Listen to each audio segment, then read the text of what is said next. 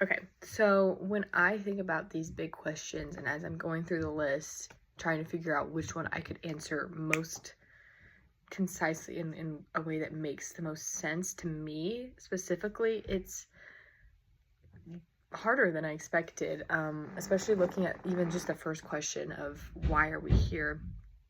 I was originally thinking, okay, I can answer that one. And then as I thought to think, or as I got to thinking through it and stuff, I was thinking, well, I don't know, because as a Christian, I believe we're here to serve the living God and to love others and to serve others. But then you can dig deeper under that and think, well, why? Why would God create us? Even just out of love, even out of just because he knew us and he knew he would love us so much.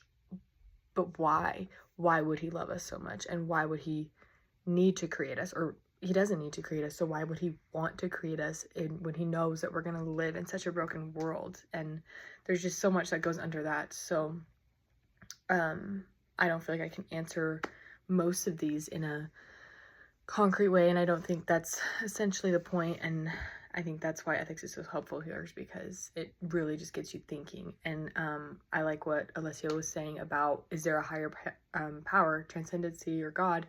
I was also thinking about this question, and yes, I fully believe this. As a scientist in studying and training,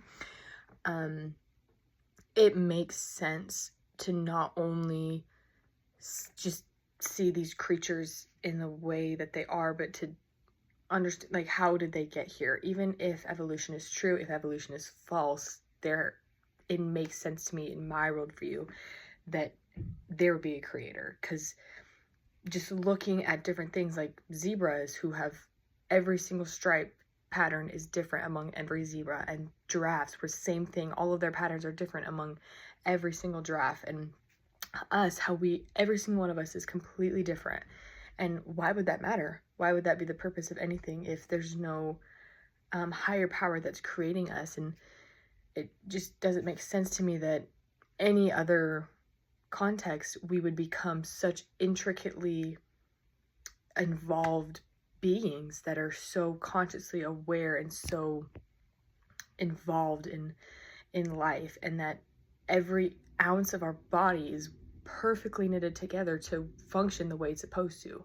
And we see that in mutations. When one thing is off, tragedies can happen, or just different mutations can occur by one thing being off. And so it points to such a divine creator that would align these things so perfectly, like gravity, and how it's perfectly designed to keep us in orbit and whatnot. So I think it makes perfect sense to me that there is a God, and that is the import for my life. And because if there wasn't a God, then what's the point of any of this? And why it goes right back to the question, why are we here? And I think that is the most logical answer to that question.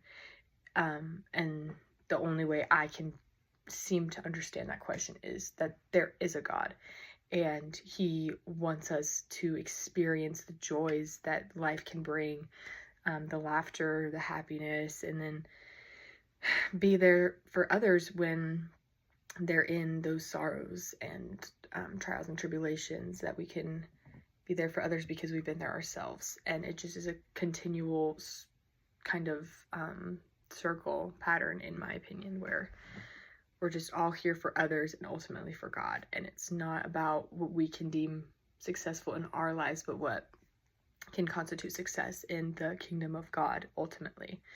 So I think these questions are very important to look into, but can be very hard to answer. So looking forward to kind of diving deeper to these questions and more questions as we move on in ethics.